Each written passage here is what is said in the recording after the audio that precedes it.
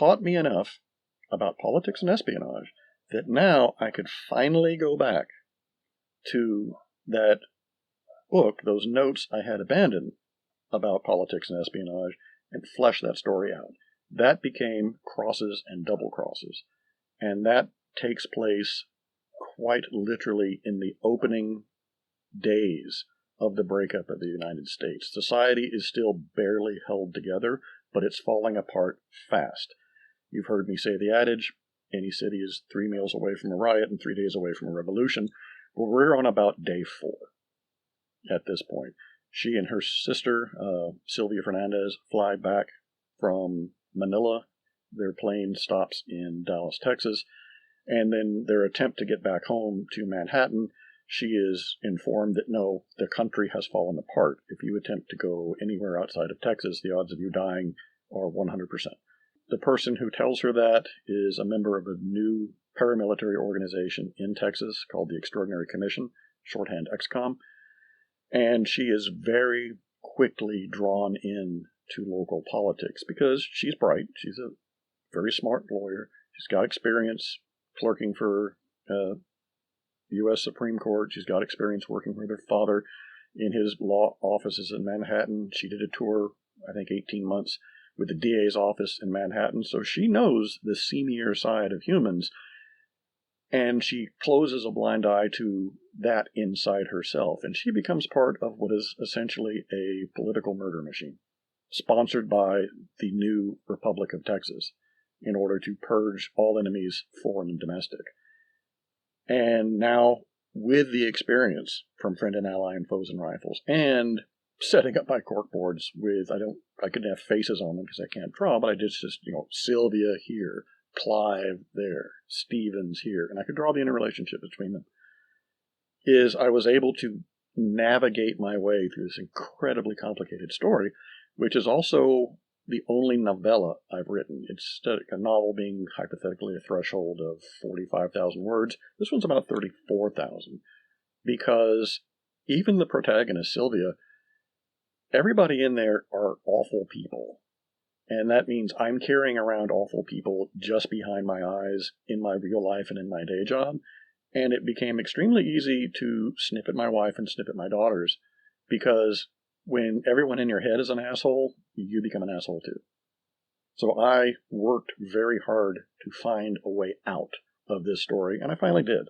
A couple of people who read it went, "Never saw that coming," which I will take as praise. After that, partially to take a break, because I had an idea what I wanted to do next, because at this point a slightly older version of Faustina was beginning to yammer at me, saying, hey, I've got a story. By now, from my writing experiments and my notes and things I would just dribble on my blog, is I had about 10 short or macro stories that I could flesh out and turn into sort of a compilation, a overall lens of machine civilization from before the first AIs were created to almost 90 years after Nicole 5 returned from Portland back to Japan. So basically 3, almost 4 generations. And it's absolutely spoilerific. The book is called Empire's Agent and Other Short Stories because the tiny novella at the core is called Empire's Agent. But it's a collection of short stories. And so this allowed me to try to do that. I'd heard that writing short stories is actually harder in some cases than writing novels. I did not find that the case, because I'm already such a terse writer to begin with that I found it quite easy to get in, have the characters tell you their story with dialogue, etc., and then get out. So in context, you would have to have read a lot of the others. So yeah, it's me being lazy, because if you don't already know who Lily Barrett is, if you don't already know who Nicole 5 Clark is, then it makes the short stories a little less accessible, but it wasn't as hard as I thought it would be. So I combined all those together into my short story collection, Empire's Agent, which, again, that's a type of book I'd never done before, and released that. And while I had done of course, books that were sequels of each other initially, my first two, Fourth Law and Echoes, and then Friend and Ally, Foes and Rivals. Now I find myself finally going, okay, Faustina, I will sit down, I will shut up, I will be there in the movie theater, roll your film. And boy, did she. I wrote her first book, Princess Crusade, in probably 6 weeks. And it was obviously apparent that, she's off and running. So rather than even trying to get that up to my copy editor, I said, we're going to just keep going. So I wrote the sequel to that, Empress Crusade, at which point, toward the end of that novel, I went, wow, you're actually going to conquer all of the old American Deep South and bring it under your personal rule. You're actually going to do this with 5 legions. Okay. So I shoved the first 2 off to my copy editor, and in about another 6 weeks had the third book, Goddess Crusade, in its raw manuscript form, and that ready to go out. And so this was my first trilogy. This is the first time, and I could have made it as one great big honking book, but I broke it up because I don't want to keep the reader on tenterhooks for that long. And quite honestly, too, by this point I was working very closely with Claudia Sperl in Hessen, Germany as my cover artist. And I didn't want to waste her talent and have her make a single cover. Okay, here's Faustina. No, I said, as a trilogy, we can showcase 3 different aspects. And if you include the back, we can showcase 3 different aspects of Faustina herself. And then we can showcase 3 different views into the world she's trying to create. So, yeah, it costs more money because you've got to pay for a good cover artist. That's fine, because it's important for a potential reader to see, okay, this was Faustina when she's 18 and marching on Savannah, former Georgia, This is when she's 8 months older, marching on Vicksburg, former Mississippi, and other parts, north toward Tupelo and south toward Mobile. And then the third book, Goddess Crusade, this is her last big slam-bang military campaign, where about 40 or 50 pages is just this huge set-piece battle that takes place outside of Fort Benning, former Georgia. And the front books show that. They show her aging. By the time you get to Goddess Crusade, they show her almost mortally wounded. And the backs go from the triumph of her army at Savannah to the political negotiations she had to make in the Gulf Shore to hold that corner of her empire together, to finally a accidental transcendental moment that happened to her as a result of the AI from Triedman Drovovich, Reina, doing one of the greatest cell phones of any machine in my future history ever. I'd never done a trilogy before. That's where we are now. The next thing I've attempted to do is somewhat similar to Worlds Without End, because I wanted to look ahead a generation, to look at Faustina's children. She has 7. Since she's 43, I don't think she'll have any more. It's too dangerous. Rather than just the 2 children of Gary and Faustina in Worlds Without End, the next manuscript, tentatively entitled Imperium Shadow, I don't like that working title, and I am going to abandon it. I just haven't come up with a better one yet. Consists of Faustina's 3 oldest adult male children, Laszlo, Edward, and Robert.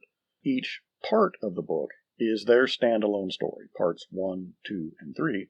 There's a prologue where Faustina is basically giving them marching orders. She's 43 at this point, and the boys are all in their very early 20s, very late teens. And says, I want you to do this, you do that, you do that, report back to me. So we have the 3 parts of the novel making a complete break between what each male child is doing. I'm not even sure what the technical term is. I've not written such an episodic break of stories before, where there's one son may reference, well, when my brother's up on the Ohio River Valley, but otherwise there's no intercommunication between them. There's no interaction between them. They're all these 3 small standalone stories, only all brought back together in the epilogue, where the Empress once again summons them and says, "So, how did things turn out?" And of course, she knows that already how things turned out. They know she knows.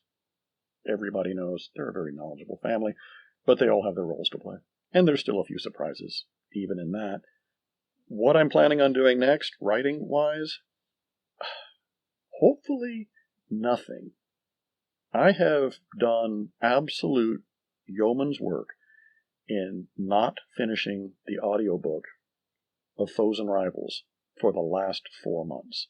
I was supposed to have it done by the end of August. Well, here it is, almost the end of September, and I'm still no more than 25% finished with the raw recording, much less the massive amount of editing that goes into an audiobook, because it has to be a hell of a lot cleaner than one of these podcasts. Beyond that, I have committed myself to creating another spoilerific Wikipedia that I can hopefully plug in to my WordPress blog that will cover all people, both machine, android, and human, and demi-human, all locations, all settings, all types of technology that are being mentioned, some of the political ramifications, a lot of things I've covered in my podcasts. So I have to find good wiki software, teach myself how to use it, and then go through all of my books and make sure I've covered all the characters, I've covered all the notations, and plug all this in and get all this done. So the wiki and the next audiobook, honestly, I have to stop having fun writing, because it's tremendous fun, and I absolutely love it. But I have to put that aside. Oh, you have no idea how much it hurt for me to say that. And I'm lying to myself. I know for a fact I'll probably write notes and margins. I'll probably make a few jitters here and there in my blog. But I'm going to try to force myself. No, I can't go down another rabbit hole of starting another novel. I've got to get at least these 2 things done. As much as my liver hurts all the time, I don't know how much time I have left. So I've got to get the second audiobook done. If I can get some more positive feedback about that, I will consider doing a third. And then once the wiki's done, then turn full force back to a story. Who? I don't know. Where? I don't know that either. But it's going to be something different. It will be a change of venue. It will be a change of theme. It will be something I have not done before, and something that you haven't seen before. As always, wow, this ran long, almost 30 minutes. Wow. I appreciate you all sticking with me for so long, and it's nice to be back podcasting again.